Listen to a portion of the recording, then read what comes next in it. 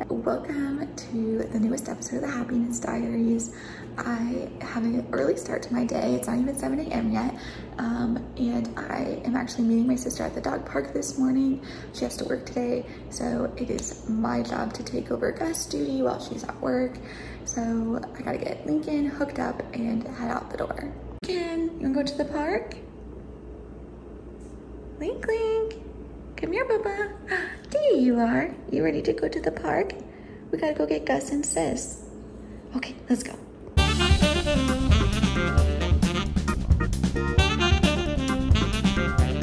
Who do you see, Lincoln? Good morning, Gus. Good morning. Aw, so cute. Look at this French press coffee. Wow, I'm so excited. We all know I need coffee every morning.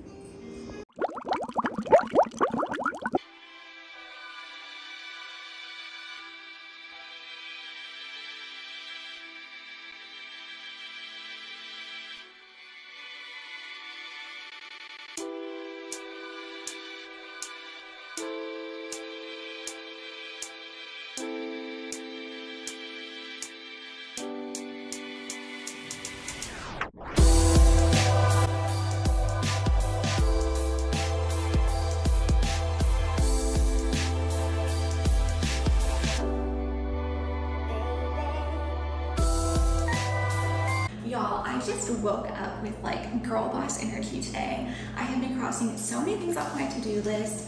I got my internet bill on auto pay. I registered for my energy bill. I'm calling about getting movers hired so I can get the rest of my bedroom furniture here. And I put in a maintenance request. I am just doing all the things.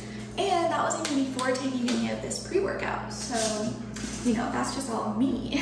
But I still have so many more things to do. My living room furniture my couch and my love seat come tomorrow morning. So the goal is to get everything cleared out of the living room space, and then hopefully I will get the rest of my furniture either tomorrow afternoon or Thursday, depending on what movers I end up going with.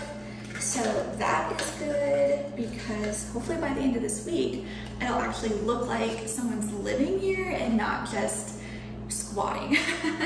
Okay, y'all know how much of a disaster this is every time. As always, checking in for today. My intention for the day is to just be a girl boss. My positive affirmation for today is I am in the most successful season of my life. It's a great affirmation. We are sticking to it. And I just want to focus on some things I'm grateful for as well. Gratitude is honestly just one of the most powerful energies that we can connect to. And so I really want to be intentional to focus on what I am grateful for.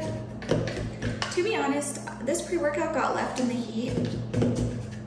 And I think it may have solidified. So let's just stab it with a knife and see if that helps.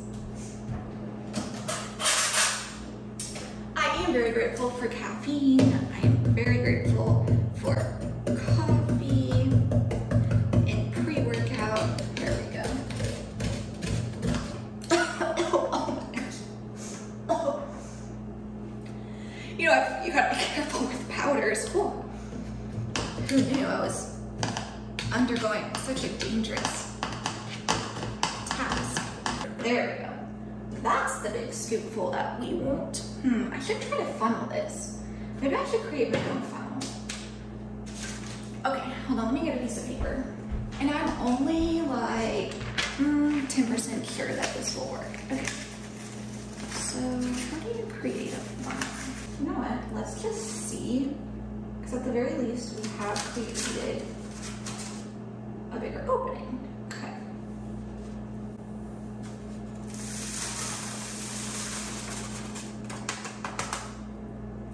Guys, you didn't even know I was Bill Nye. Okay.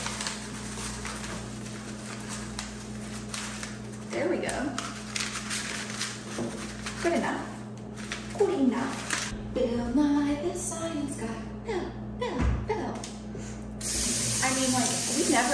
so hard than we did in 5th grade for Bill and I. That's just all I want to say about that. But yes, just focusing on some things that I'm grateful for. I'm so grateful that I am entering into the 2nd week of living on my own. I'm very grateful that I have this opportunity. I'm very grateful for the growth that is already occurring. I'm grateful that I'm living with my favorite dog and we are best friends and it's amazing. I'm, grateful that it is almost fall and that the air is cooling off and that fall is just my favorite season, so I'm just thriving. And I'm also just grateful for my days to really be my own and to be able to make videos and vlog and to live the life that I'm living, because all in all, I just feel so blessed. I officially booked movers for tomorrow, so they should arrive around the same time that my couch and love seat arrive, which is just good news. I can just knock it all out, have people do all the heavy lifting, get everything in place, and really start to see my place become my home. And my girl boss energy is continuing because I am now working on building the shoe rack. So I have all the pieces laid out and I'm only like, I'm like 60% sure that I can do this by myself. So we're gonna see, because this is one of the first times I've ever built anything in my entire life. I really need to start believing in myself because I got my shoe rack made. Technically, it's not perfect. There were like things to put so that, like little boards to put or whatever, but they didn't fit. So we're just going with it like this. It's a little too wide. I'm sure it needs to be like pushed in more, but I think it's fine. And we are going to be putting a lot of stuff in the closet because we got to clear all of this out for the movers tomorrow. And I got to make sure this is cleared out for the movers tomorrow. So lots to do.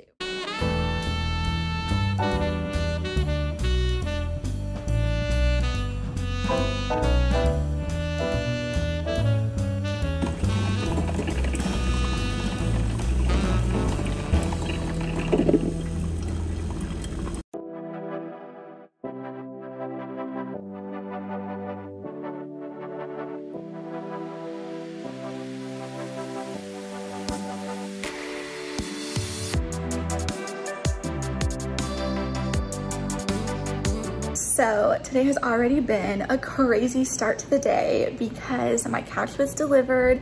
I have movers on their way with some of my other bedroom and other living room stuff. So it's all very exciting, but it's been a little chaotic. When the couch arrived, I was in the middle of doing my makeup, and so all I had done was my eyeshadow, and I had to go down and let them in. And I was just like, oh my gosh, I'm such a mess right now, but that's okay. I don't know why these things just give me so much anxiety leading up to them. Then when they actually happen, like it's literally fine and everything is smooth, everyone is nice, like it all goes well.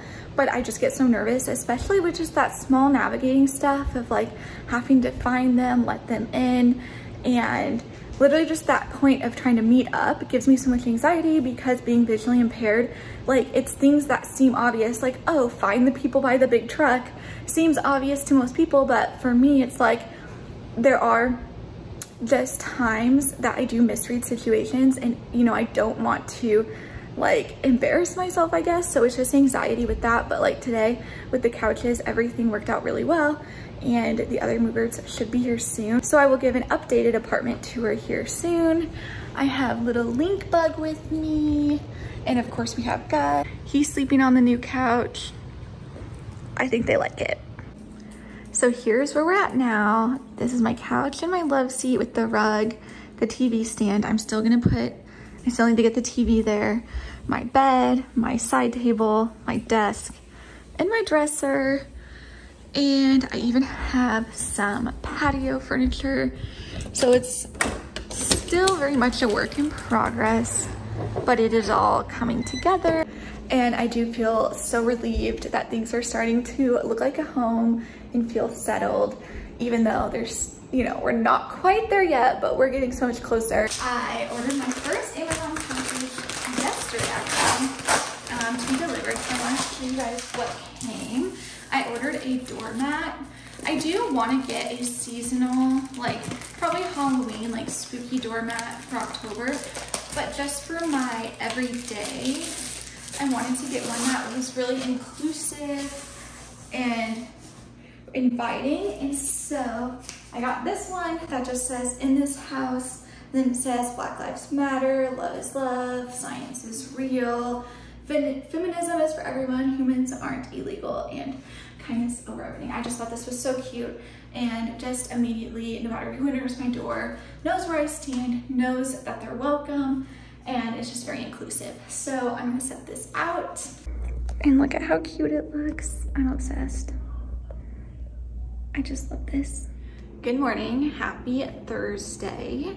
I am just getting ready. I have therapy at 11 today, so I need to get ready fairly quickly, and then I need to fill out my workbook for this week. I keep waiting until the last minute to do it, which is really not ideal, so hopefully after this week I'll be better. But I think it's just been hard, you know, creating a good routine, and I'm just a procrastinator. I really am trying to be better at being a doer, and like when I have this moment of inspiration, or just like making time for the things I need to get done sooner rather than last minute. But I am just one of those people who thinks in terms of either now or not now, and if I'm like, oh, I don't have to do it right now, I won't until it's like, oh, I have to do this right now. So I'm trying to be better about that and work on myself. You know, it's all about the journey, progress over perfection, all of that. So I am just going to do a quick little makeup look today, which will be good. I honestly almost forgot I even had therapy. I was at my sister's apartment this morning. I ended up spending the night there last night, and I was watching Seventh Heaven. I did my a stretching video just because I'm really trying to work on flexibility and stretching. So I did that, and then I was like, oh shoot, I have therapy today. I was like, I gotta make sure I don't forget about that. So luckily we are doing it virtually this week again, which is nice. It ended up working out really well last week, and because the office is a good 30-40 minutes away from where I live now, it's just easier to do it virtually. But next week I might try to be in her office just so that we can meet, because then after next week we have an off week. So I might try to figure that out and arrange that. I'm just trying to stay consistent with going to therapy, even though I am in such a good place and there's not like a whole lot that I feel like I need to work on, because I genuinely mean it when I say I just feel like I have healed so much over these last couple of months, and just have such a better perspective on how to work through things when they come up, how to like really separate myself from how I'm feeling and my emotions so that I'm not so controlled by them. But I also am in a huge transitional season of life, and you know, as I'm still figuring out my direction and what I want to do, I just feel like staying consistent with therapy just keeps me accountable and keeps me on the right track. And so it's something I'm still trying to make a priority, because again, you know, it wasn't that long ago that I was in a psych ward, and so it's just like that whole incident felt sort of like, man, how did I end up here? And I just don't want to go down that path ever again. And I was reading comments, a comment lately that was so sweet, and just, you know, talking about a lot of the things that I've overcome and shared with you guys. And so I kind of even just wanted to give like an update about just my journey with coping with substances and using alcohol to cope and things like that. You know, like it really is just as the last few months that I've really gotten so much better at figuring out my limits with that, creating healthy boundaries, and just, I think growing up super religious, there was a lot of shame connected with substance use for me, which created sort of that unhealthy spiral of, if I'm getting drunk, and then it would put me in a shame, you know, spiral, and then it just made things from bad to worse kind of a thing, and it led to a lot of secretive drinking, and just in general, when I sort of was going through my deconstruction of faith, I did lose my sense of purpose, and I really did disconnect from my spirit. And so like reconnecting with my spirit and becoming just such a happier person, I don't, like, now when I use substances, I don't want to use them if they're going to make me feel worse. But before, like, I was in such a low place that it just didn't matter. Like, who cares if it made me feel better, and if it made me feel worse, well, I'm already feeling bad, you know? So I just feel like that's where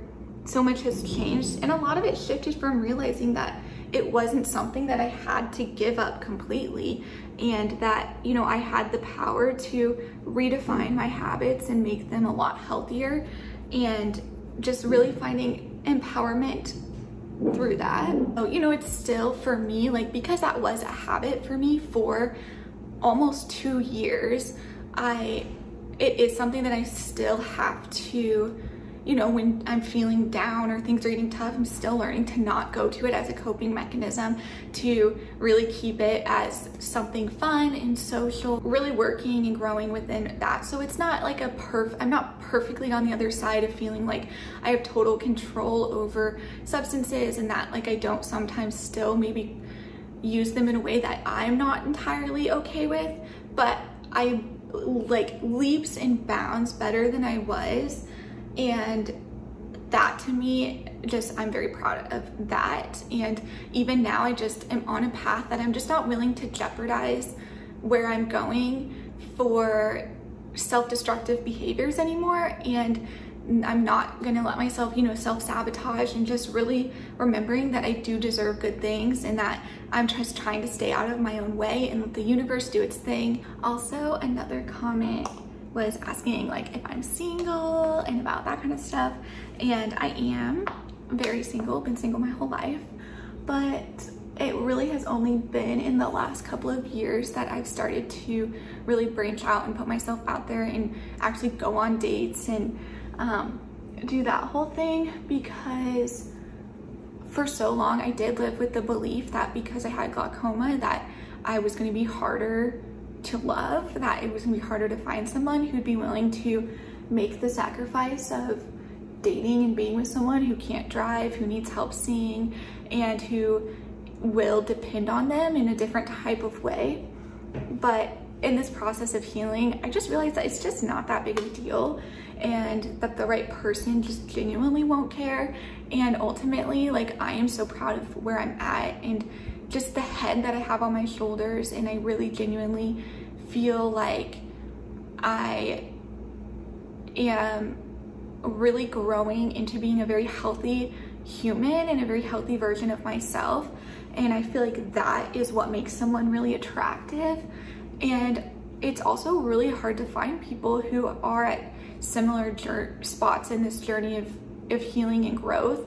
And so now the trouble I'm having is finding someone who can match me at where I'm at, and you know, who is just as healthy as me, because when I've put in this much work to be in this place, like, I'm not going to sacrifice it for some boy, you know what I mean? And so now I'm just still putting myself out there. Moving out on my own will definitely help me continue to dive into the dating realm. And honestly, it used to be such a source of anxiety for me, and I was even like, I don't even want to, like, date, like, I just want to be married, you know, I just want to skip all the dating part, like, I hate it, it's awkward, it's whatever. And don't get me wrong, every time I'm going on a date, I feel like I'm gonna throw up. I have, like, the worst anxiety, like, and it's something I'm still working on, kind of like learning how to work through the like panic that comes with dating. And I'm really working on just reframing it, because I'm like, how fun to be young and single and just to be able to meet so many new people, have all these experiences, and you know, it is temporary. One day I will find my person and things will settle down. And so this is a very temporary and unique time in my life that I just want to take full advantage of and have fun with. So that's where I'm at. And I'm done apologizing for being visually impaired or for having glaucoma. So at this point, like, if a guy doesn't want to go the extra distance to come and pick me up, or doesn't, you know, want to have to help me read things or see things, then like they're just not the kind of guy I'd want to be with anyway. And in general, I just feel like I'm not the same person I was even a year ago. A year ago, I was still extremely insecure, extremely unsure of where I was headed in life. I like wasn't taking care of myself, wasn't in a good place mentally, didn't have hope for the future. So it made dating really difficult because I was just like so unsure of who I was that I didn't even know where to set boundaries or where to speak up. So that's partly why over these last few months I just knew I needed to heal and figure out who I was, what I wanted in life, and just get in a good space. And I finally feel like I've done that, and now I know I'm going to be bringing myself and showing up on these dates and with more confidence and clarity that is just going to help me really understand, you know, what guy I'm looking for. I'm just so different than I used to be, so I'm glad that I'm glad that I am single and able to bring this new perspective on life to a blank slate, you know? Like I have no career, family, husband, anything that locks me down, and I'm glad because I don't resonate with a lot of the future that I had planned for myself in high school, like growing up, is just not the future I desire anymore. So I'm glad that I didn't lock that down before I really figured out who I was and really took time to branch out.